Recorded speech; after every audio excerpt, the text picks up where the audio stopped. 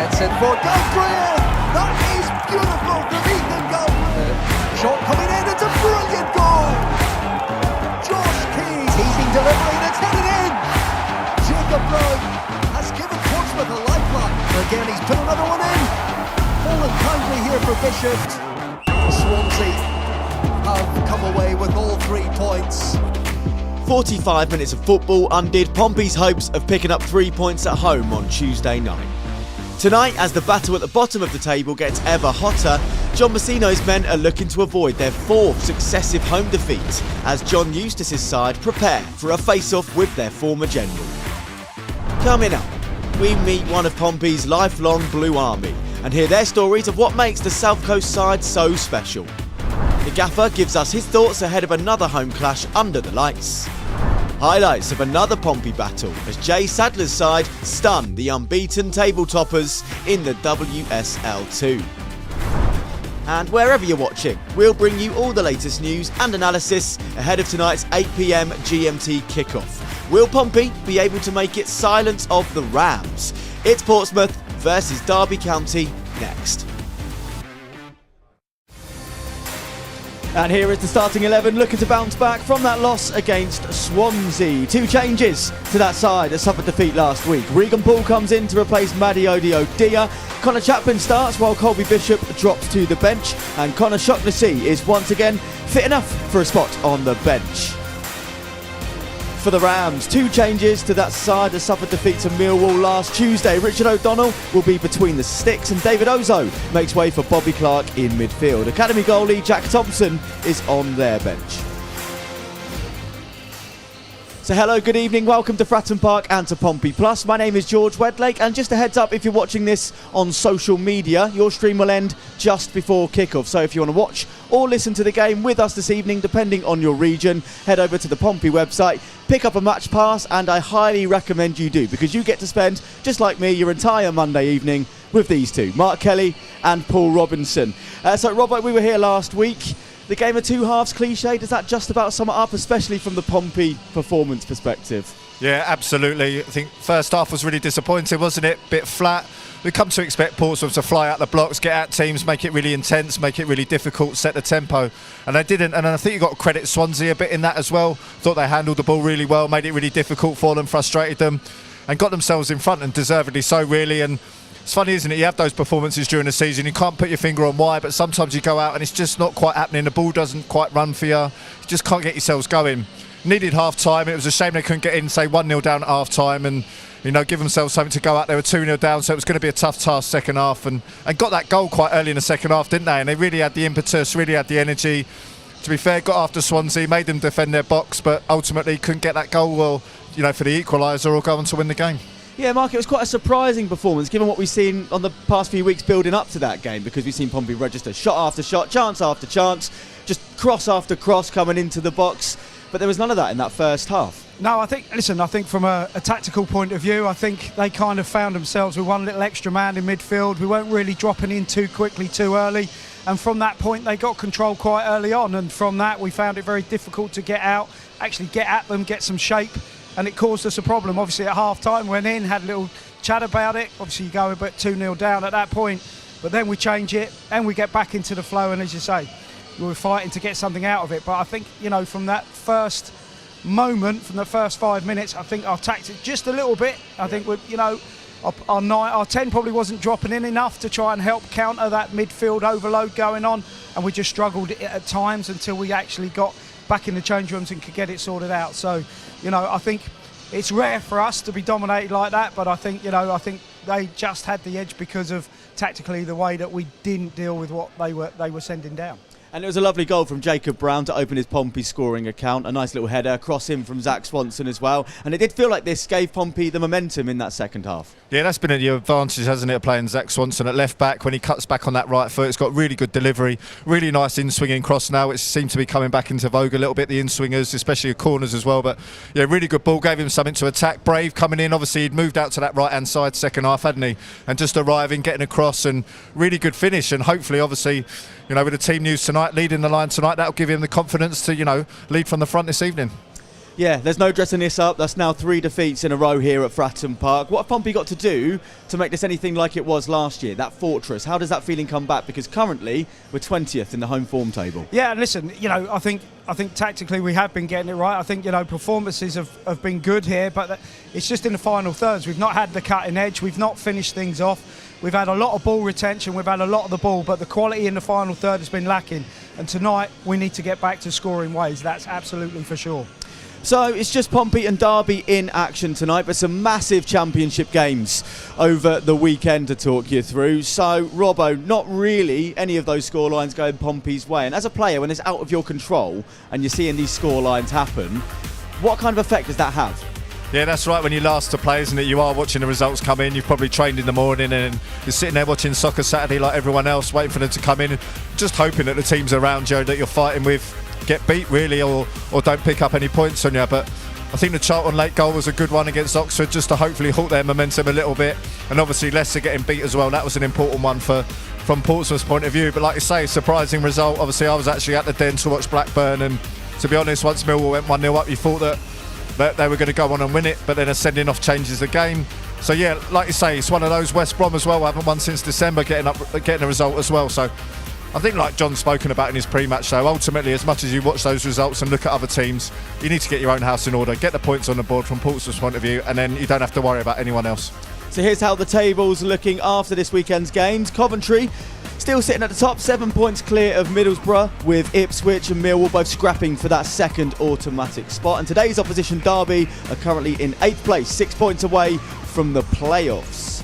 And the other half of the table still very tight. Oxford and Leicester join Sheffield Wednesday in the drop zone, with Pompey dropping back down to 20th after the weekend's games. But you can see there 2 games in hand, one of them coming tonight. So let's look at the opposition in a bit more detail then, Mark. Derby County, they are still in contention for a playoff spot, but it's fair to say their away record is pretty mixed, especially recently. It has been recently. They've lost the last 3 on the road, but they've had 12 wins before that. So, they've had return on the road for sure. They've just come off the wheel a little bit. Listen, they're a difficult team to play against. They've got some balance in there. I think if you look at it, the goals tally tells you a lot. 54 goals, goals conceded. They let goals in, which is good, so they're quite expansive. They're going to go for it at times. But listen, I think the balance is they've got a spread of where they score their goals as well. Adjumang's on 10, Carlton Morris is on 10, Brewster's on 6, so it's a really good spread across that front line. And they've got some danger men and they cause problems. They're big, they're strong, they're powerful. They're going to be difficult to play against. So let's take you back to April 2025 then, and the last time Derby County visited Fratton Park. A game which featured a hat-trick, kind of, an own goal and a Nico Schmid assist, all within the space of 30 minutes. Fires one, looking towards Matt Ritchie's made a run, and Ritchie could be in behind here, and Ritchie's round the goalkeeper, and he's been taken down, and it's a penalty to Portsmouth. Zetterstrom will surely go into the book. Portsmouth have got a penalty. And the referee's saying go, and Bishop will go, and Bishop's effort is saved. Zetterstrom to the right, his left, saves it, and Bishop's penalty is missed. Poole tries to play a long ball forward, it's poor though, and Derby have it again. Poole looks to try and win the ball back. Mendes-Lang goes round the outside of Sadie. Mendes-Lang down the left to Harness, who won it on his right foot to get a cross in, and he will get a shot on goal. It's hit the bar, and there's a chance. Has that gone in? No, the referee's whistle hasn't gone, and we play on, and the goal's not going to. Forsyth, long throw to the near post, heads go up, misses everyone, still loose. Ritchie trying to get there. It's clipped back in. There's a chance for Yates, and he scored. Jerry Yates for Derby, unmarked from the ball that came back in. Murphy into the danger area, heads up and it's in! Rob Atkinson has levelled for Pompey. Atkinson at the near post, a glancing header. There is nothing Zetterstrom can do about that. And the Derby leads last less than 2 minutes. Portsmouth 1, Derby 1. Wow, what a response. That man Atkinson has done well at the defending end. Now he's just popped up with a vital equaliser for Portsmouth. Right after Derby. Company, Clark, plenty of time and space is there. Caden Jackson wants the ball down the touchline. Oh, and say it as Swanson's been beaten, and it's 2-on-2 in the middle. If Jackson can get a cross in round Poole, he can, and Atkinson has scored an own goal at the near post. Diving in to try and put the ball out. He's diverted it into his own net. And Schmidt is going to clear it long for Portsmouth. Towards the edge of the Derby penalty area. Paul trying to cause trouble. Atkinson flicks it on! And into the back of the net! Atkinson again. You wouldn't believe it! What a day for Rob Atkinson! 2 goals, an own goal, and suddenly it's all tied up again in stoppage time. Pompey 2, Derby 2. It's just a big punt up front. That's why he didn't go back for that sort of occasion. And it's a deftest flick, isn't it? The keeper can't guess which way it's going to go because he doesn't know. And he's almost just flicked it straight on. So that's what happened last season. Back to your team news to face Derby County tonight. 2 changes to the side that lost to Swansea last week. Regan Poole comes in to replace Maddie Odiodia at the back. Connor Chaplin starts while Colby Bishop drops to the bench. And Connor Shaughnessy once again fit enough for a spot on the bench. Robbo, the change up top first of all. Colby Bishop dropping to the bench and Jacob Brown coming in. Could you say that one was kind of expected? Maybe a little bit. I think it's been spoken about, hasn't it? I think perhaps it's always been a bit of a surprise when he's left Bishop out. But after the goal last week, I would say Colby, I don't know, he just seems maybe he needs a little bit of a rest just to reinvigorate himself a little bit, get that energy, and also can make an impact from the bench. It's not looked overly happily at times, so you know, sometimes that as a player you'll find that to get taken out of the team just gives you that bit of a breather, and then everyone's dying for you to get back in the team. So that could be the case for him. But like you say, Jacob Brown deserves his chance to start as the number 9, so that'd be interesting. I think Regan Poole coming back in is going to be really important tonight as well. Like I say, Dia for a debut, done okay last week. You can be pretty pleased with that. But I just think Ogilvie and Poole have made a really good partnership tonight up against the power of like Adjiman and then say Morris if he comes on. I think them two are going to be quite crucial tonight. So it's really good to see him back in the side. Yeah, it was a bit of a blow last week to see the team news come in. No Regan Poole or Connor Shaughnessy in the squad, but both of them making a return today. One on the bench and one in the starting 11. Yeah, listen, this is the time when you need them. You want them back, you want your squad back, and you certainly, you want your 2 strong centre halves in the building, and it's really, really good from a Pompey point of view that they're actually returning to play. Yeah, and we look at the rest of it as well. Connor Chaplin coming in as the 10 today. His preferred position, we suspect, with Jacob Brown, who played there last time out, but it looks like he may be the number 9 today, do you suspect? Yeah, that's right. I think Brown will lead the line and Chaplin in behind, and he came on at half-time, didn't he? I think he just knows Connor's experience, leadership in there as well when they were up against it in a tough game against Swansea, and I think he'll want that again tonight. He leads the press really well, and I think maybe where, like Kel's alluded to, they sort of struggled a bit tactically first half. I think Connor's got that nous about him to come in, get players in the right position and handle that. So I'm sure he's looking forward to starting in that 10 role tonight and having a real impact. Yeah, he scored last week again at the front and end, but it was ruled out. But he scored 4 goals, well, he's been involved, in 4 goals in 7 league games against Derby. All the times he's played them, that's 2 goals and 2 assists for him. So, he knows how to put the ball in past Derby. Listen, absolutely. And we've just been, waiting for him to click. We know where he is. He's off this level. He's proven that. But it's just finding that gap. It's interesting because Brown might offer a bit more legs up front. He might be the one that goes and stretches their back 4 and leaves Connor in those little pockets to go and pick things up. So there could be a little variant from the way John's thinking. Can I get a bit more legs for Brownie to get on, and can Connor find some space and gaps to find the ball? What I'd like to see him do a little bit more, he drops deep a lot, and I still wouldn't, he's a 10. Stay in that 10 position, we need him to score goals, and definitely tonight he needs to get on the score sheet. So, don't drop down to try and pick up the ball, be patient, let Browner go and stretch the back 4, and can we find you in those pockets to go and hurt him? Yeah, a couple of international call-ups as well to report from Pompey. Terry Devlin for Northern Ireland, Gustavo Caballero as well for Paraguay. That's obviously going to give the players a bit of a boost, isn't it? Yeah, it's a real lift for them, isn't it, in a World Cup year as well for both of them potentially. So it's recognition for what they've done this season. I think we've all spoken about how well Terry Devlin's done. So to get himself in that squad is really good for him, and I'm sure it's something he's looking forward to. Yeah, Ebu Adams, former Derby captain, he made 89 appearances for that club, got them promoted as well. One of the main reasons for their promotion from League One, and still really respected by the fans. How's he going to be feeling tonight facing his old club? I think he's going to love it, let's be honest. It's always that challenge, isn't it? When you leave a club, you want to prove a point to that old club, and he'll be firing for sure. He'll obviously know quite a few of their members of their squad, but I think he's going to be really, really looking forward to going up against his old team and proving the point of why he's left and what he's going to go on and do. Yes, any insight into their tactics at all? Listen, they get out. It's interesting that Ward, their right full-back, he's got 7 assists this season, so they like to bomb on. They're strong, they'll hold ground, tactically, and the front 4 are a handful. Adjiman, big, powerful boy, strong, hold things up. He's a real handful to cause, and then they feed off it. So, yeah, they're expansive. They'll leave gaps. They've conceded lots of goals. That's the other thing. They've conceded more goals than Pompey, so they will open up and they'll go for it. I mean, what's interesting tonight, for them, if they get 3 points tonight, that leaves them 3 points just off that playoff spot. So, massive game for them, massive game for us. Yeah, talking of Derby's front line there, look at Pompey's. There's a lot of speed in there with Caballero and Ali on either side, and obviously Brown, we know he can move a bit as well. Yeah, absolutely, and like we've seen recently, energy, direct play, getting at teams, that's what's made Portsmouth sort of turn in form over these last couple of months, so I'm sure John will be looking for that, and like Mark said as well, them three stretching it in that front part gives that little bit of space for Connor to operate and make some things happen. So Mark, you've been casting your eye over the Rams and how they like to do things. Let's look at their starting 11 for tonight. 2 changes. Yep. They've got a bit of a problem, especially when you look at the goalkeeping position currently. Yeah, so Vickers is their main goalkeeper, but O'Donnell's come in, but he's the third rated goalkeeper. I mean, he's 37, 38 now, so yeah, he's got experience, but that's going to hurt him a lot. They can't do anything about it in the market because he's played more than 5 games, Robert. I think that's the rule. Yeah. So he's played more than 5 games, so they can't go in the market for another one. So it's a tough place for them to be, and it's a big ask on a run-in. They're going to be disappointed with that, but that's a big opportunity for us tonight. He's come in, he's not played that many games. He's played, he's had five games in around it, but listen, I think it's an opportunity to go and put him under pressure, see what he's all about, and try and make it a hard evening for him.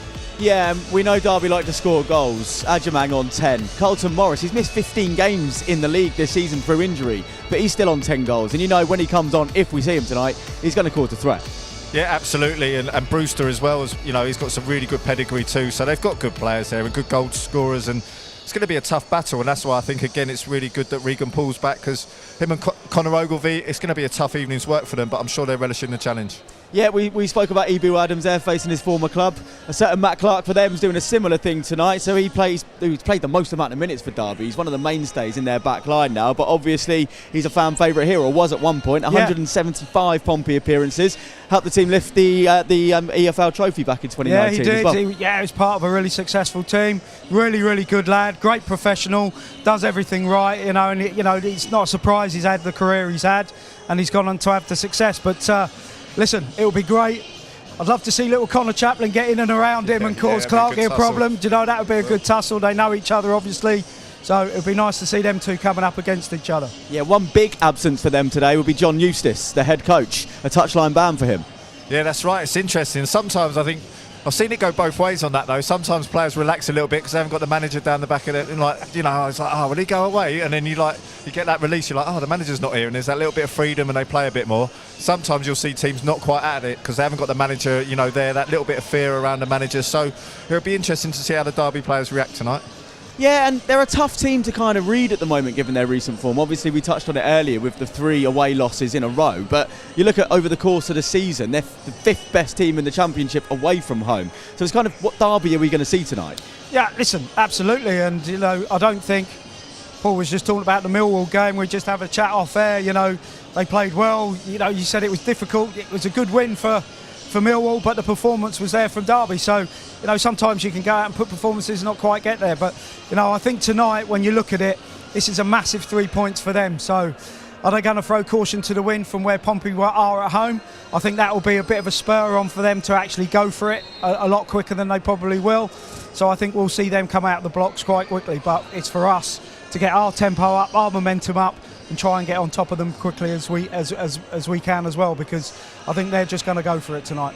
So Robert, let's focus on the keepers then. Derby on their 3rd choice keeper tonight. Number 1, Jacob Zetterstrom's out with a virus. Josh Vickers suffered a groin injury against Millwall on Tuesday last week. How big a difference could that make today? Yeah, it'd be interesting. Obviously he's come in, hasn't he? He came in for the last 5 or 6 minutes at the Den. Obviously the groin injury to Vickers late on, and I think as well we've been called on earlier in the season in January. I think about half an hour before the game he gets the call up to come on and play against Charlton to start the game, and it was not over nearly 9 years between his last Championship appearance, but he's played a lot of games. He's played a lot of games at League 2 and League 1 level, so he's vastly experienced. Probably didn't expect to be playing here in the Championship. I think you see teams carry like 3 goalies now. It's just as a matter of course really, and that third one's normally one with a bit of experience that you don't expect to play too much, but like I say, he's come in, he's kept a clean sheet away at Bristol City when they won 5-0, so hopefully that's not a good omen from Portsmouth's point of view. And yeah, I mean, Nico Schmidt, he's been, you know, he's just that calming presence, isn't he, in goal for Portsmouth, makes good saves at good times. Probably would have liked to kept more clean sheets this season, but that's not only down to him, as we know, it's a whole team thing. And yeah, obviously he looks better with his feet, Nico Schmidt as well, looking to play out that bit more. So listen, it's going to be an interesting, you know, challenge for O'Donnell. Sometimes a player can come in and do one appearance, maybe 2 appearances, but can they do it on a consistent basis? And the challenge for Portsmouth, can they test him out? They've got that attacking lineup. Can they test him out, make it a difficult evening for him? So we've heard from our pundits. Get in touch with your thoughts at home then. Let us know what you make of the lineups. We want to see your score predictions come in as well. Everything Pompey, for that matter. We can't take your calls, but send us your pictures, messages, videos, voice notes, everything else to us via WhatsApp. That number, get it saved, 07457 413 694, or you can scan the QR code on the screen. And on X, it's at Pompey. Now, it's certainly been a challenging season for Pompey women, and last time out the Blues headed to table toppers Charlton, who have been in quite a run of form, 27 games unbeaten going into the one on last Wednesday. And let's have a look at how Jay Sadler's side got on. Wednesday night under the lights at the Valley, top versus bottom as Charlton Athletic welcome Portsmouth. The game's first corner, just a couple of minutes in, and the ricochet off Mason. They go short. Primer hooks it in, goalkeeper flaps at it, and it's bundled home! 3 minutes on the clock, and the visitors have the advantage. Izzy Collins credited with the final touch. Charlton 0, Portsmouth 1.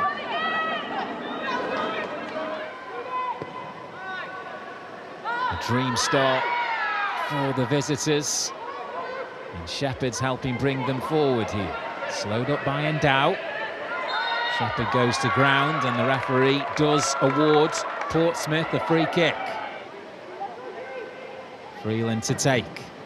Skips up off the tip and goes all the way in! Inside the opening 10 minutes, Portsmouth have a second. Georgie Freeland scores in back-to-back games against Charlton. And pokes it into the path of Kenny, who turns and faces goalwards, gets the shot off and denied by Jessica Gray. Big moment for the former Charlton goalkeeper. Newsham. Forced backwards. Has other ideas though. Smart turn. Looking to slip in Kenny, and that's another good save from Jess Gray. Jay Sadler has seen that the 9 minutes of stoppage time have already been played. He wants the full-time whistle.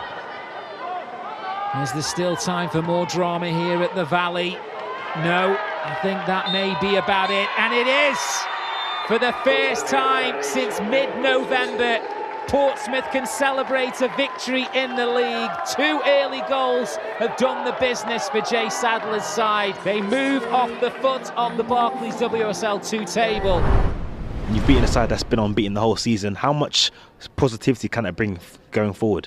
Yeah, I think going into the last 5 games, 4 or 5 games, we really need momentum, and I think that's the main thing we can take from this game. Like, we keep building on this really good performance that we've just had. Full credit to the players today. Not only the ones that started, the ones that come off, but the ones that have obviously contributed throughout the week. We knew it was going to be a war out there. We knew it was going to be hard. We're going to have to battle, fight, work hard in order to gain the yardage. And we said when we get a moment, we've got to be ruthless. And at the other end, we've got to be composed. We've got to defend like animals. And the players did it to an absolute T.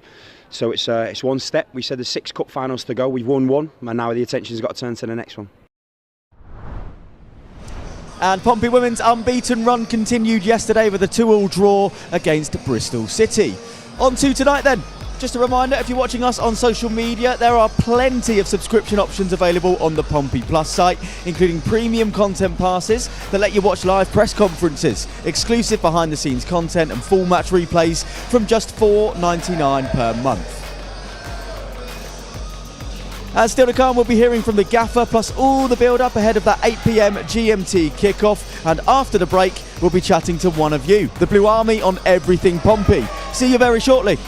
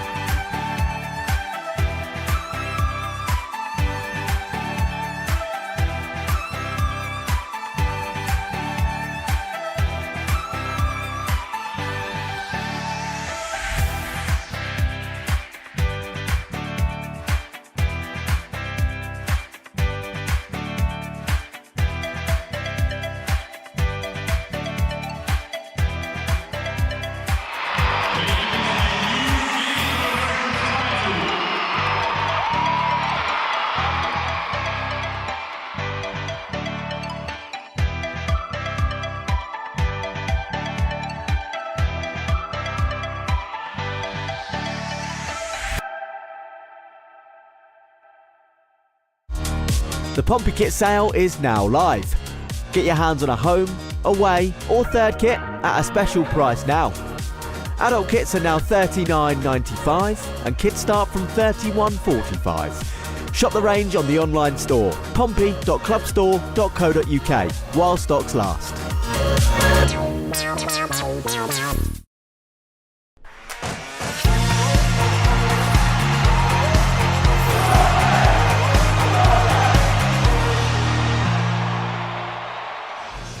Welcome back, and it's safe to say that Pompey just wouldn't be Pompey without you, the Blue Army, and we're joined virtually on the balcony this evening by lifelong supporter Alex. Alex, can you hear us calling from Fratton Park? Loud and clear. There we go, loud and clear, that's what you want to hear. So it's fair to say for you then, Pompey has been a part of your journey for quite some time.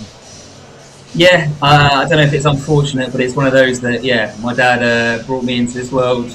And then, was a Pompey fan from the off, and I have seen very much the highs and the lows so far. We know you moved away from Pompey when you were younger, so you spent a lot of time watching them away from Fratton Park on the road, and that's carrying on this season for you, isn't it? Yeah, we've been in Bristol for most of my life, but I've always been trying to get down as much as we can, and then in the last few seasons I've been able to get to a few more games. Done Watford, Millwall, Charlton this season. I'll be at QPR on the weekend as well. So there's a theme on London games, but I've done sort of Sunderland away, Blackpool away in the last couple of seasons to no avail. So the more local ones are maybe less risky. Yeah, the Millwall and Charlton games, they must have been quite enjoyable for you. Yeah, it was nice to see some goals on the road, but also actually getting 3 points and getting over the line. I was speaking about it today to one of our fellow Pompey fans and saying that was the last time we sort of really were quite comfortable in a game. Since then, and since the Millwall game especially, we just haven't looked the same side, and it's trying to work out why. So I'm hoping that tonight we can get back to that. And so what's your earliest memory then of watching Pompey? Yeah, my earliest memory, I think I was probably about 7, and back then that was when we had one of our famous games against the Scummers or Southampton. I don't know what we can say on here. It was.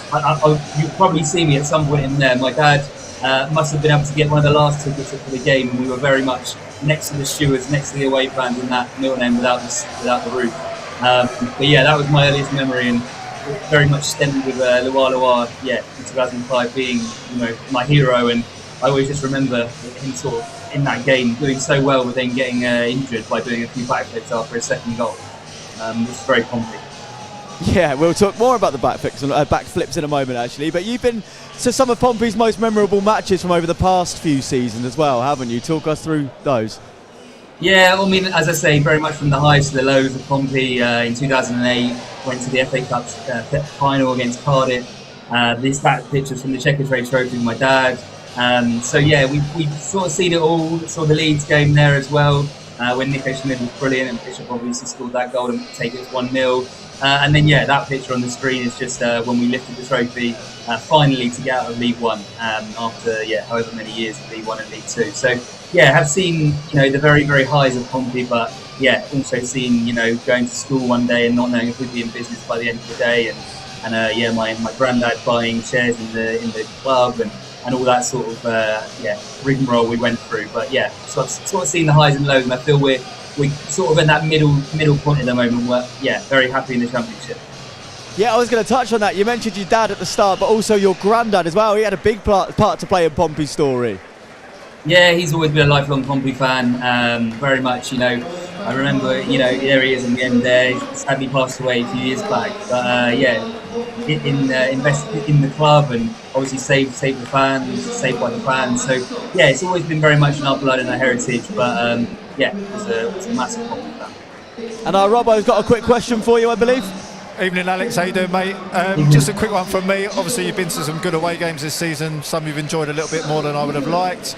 Just saying, how do those Portsmouth away fans compare to the home fans that you've been up against?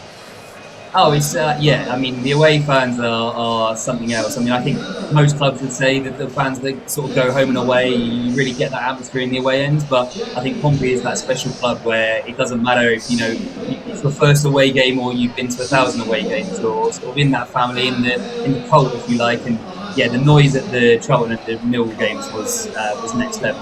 I'm hoping that we get the same again on Saturday against QPR.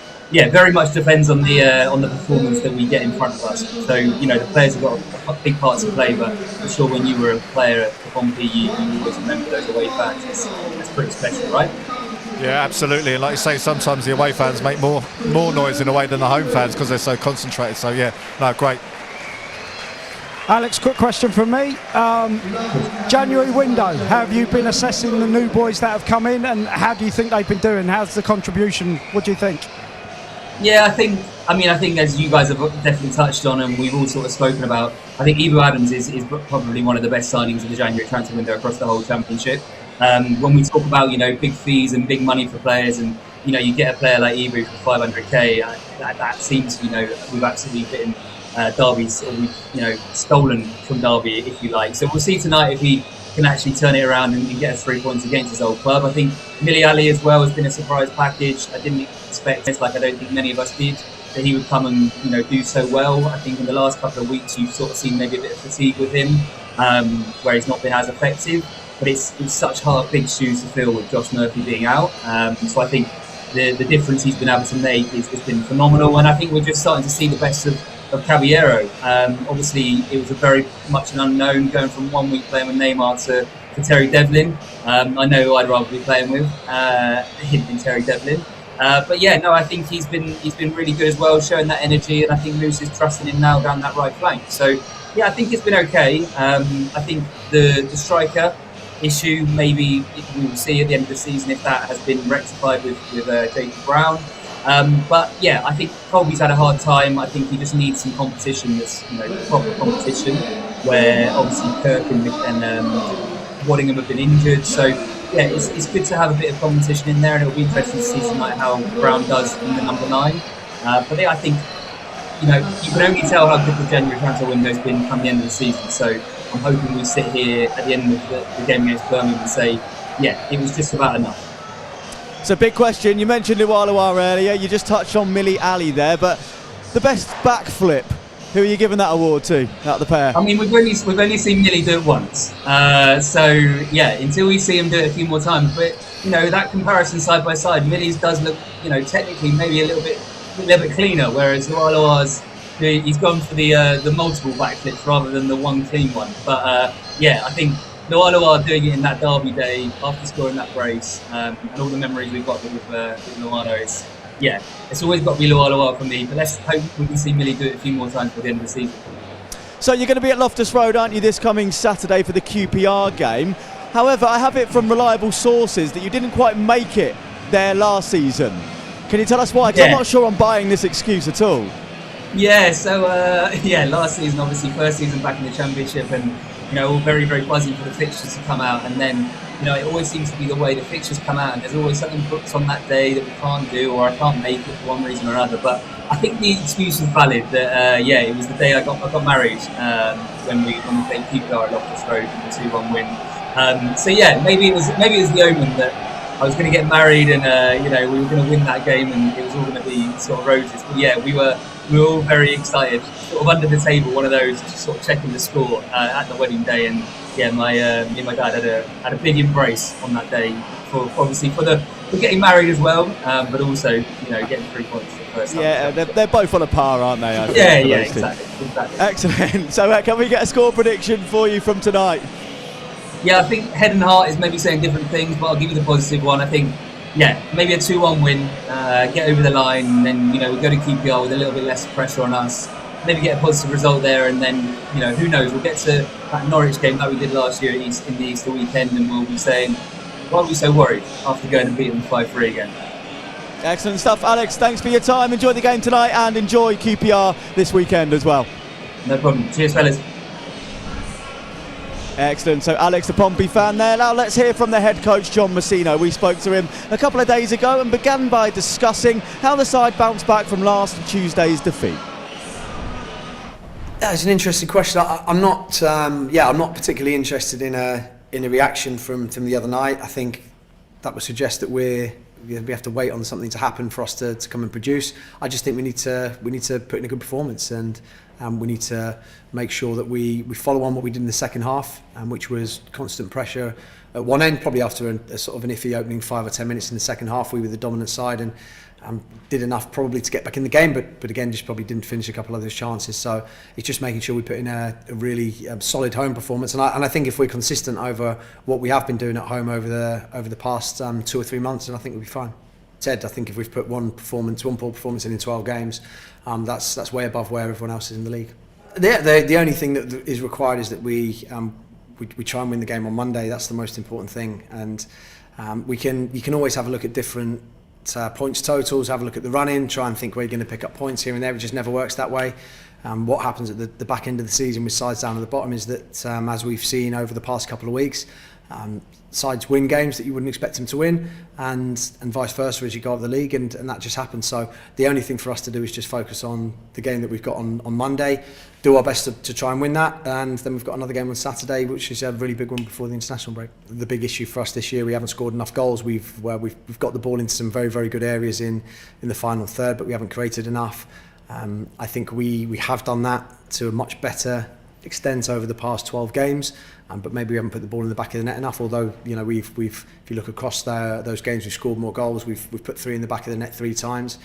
So I think really it's about making sure that we continue with those levels of performance that we've had, take the first half on Tuesday out of it, continue with those levels of performance, and maybe just develop a bit more of a ruthless edge and a bit more clinicality when we get into those areas, and actually do it in both boxes. We picked up 2 huge results on the road, which has put us in a position where, thankfully, having now not won in 4, it hasn't been a complete disaster, so we're still 2 points clear of the relegation zone with the game in hand.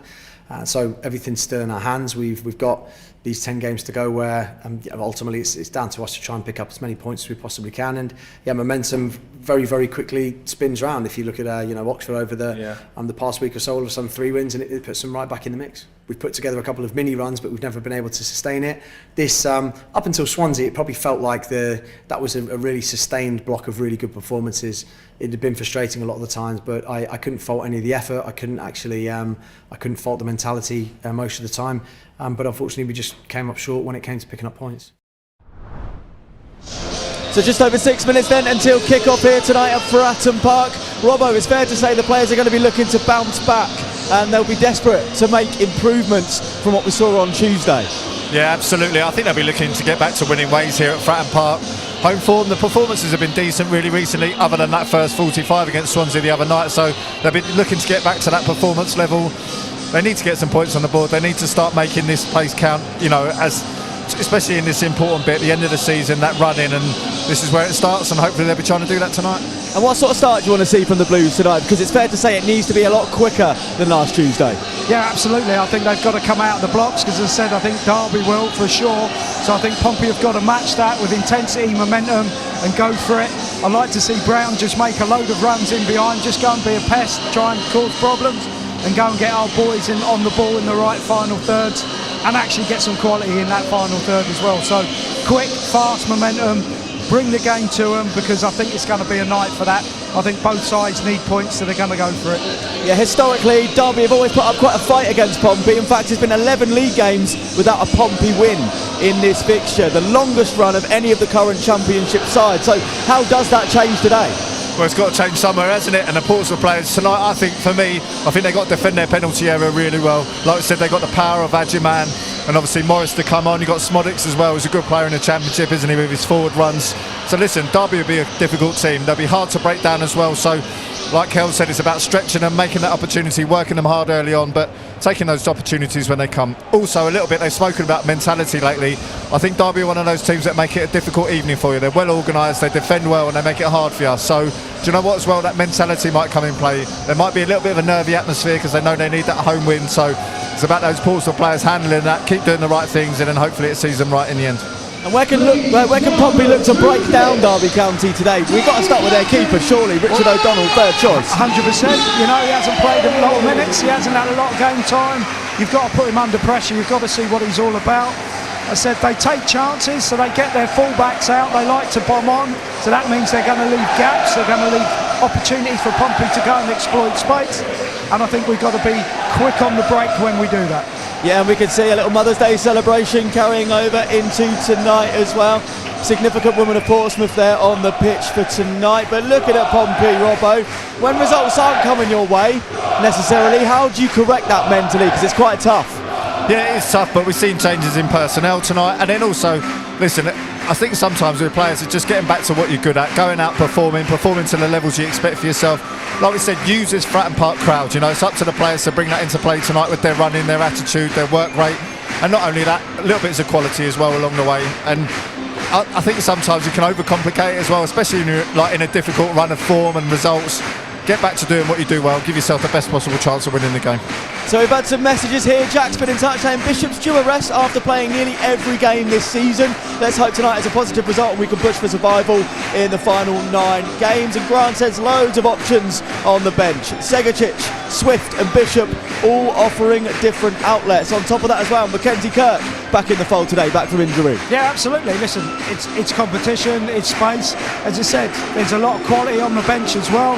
And if we need them, they're going to have to come on and do their jobs. But I know, listen, you can say Bishop needs a rest. It's good for Bishop because now he needs to get his mentality right. He needs to get back to goal scoring ways. He's a centre forward, he needs to go and score goals. And if Brown could go and get one early, he goes and puts more pressure on him. So it's good that he comes on and he feels a little bit. You know, it's not just about he's played the most games. He now needs to produce, and we all need to produce at this part of the season. So it finished 1-1 earlier on this season in the reverse, 2-2 last season at Fratton Park. What are you going for today? Yeah, I'm going to go for Portsmouth breaking that winless run that you talk about and win 2-1. I think it's going to be hard fought. I think it's going to be close, but I think they'll come out 2-1 winners. And Kel's your score prediction? So I think it's going to be hard fought, and I think it's going to be a 1-1 draw. A 1-1 draw. Okie doke. So that's it from us for now. Then we'll be back at half time. Head to Pompey Plus to pick up your match pass if you're watching this on social media. So can Pompey find a league win against Derby for the first time in 18 years? We'll find out next as Portsmouth host Derby County.